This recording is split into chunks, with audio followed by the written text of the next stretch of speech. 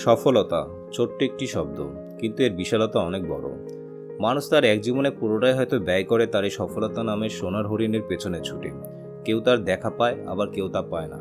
আচ্ছা, এই দুনিয়ায় সফল হয় কেউ কেউ, আবার কেউ হয় না। এর কারণ কি বলতে পারেন? একই বয়সে কেউ বিলিয়নারি, আবার কেউ বেকার অবস্থায় তার জীবন কাটাচ্ছে। এর কারণটি কি? পুরোটাই কি আসলে ভাগ্য, নাকি এর পেছনে আছে বিশেষ কিছু?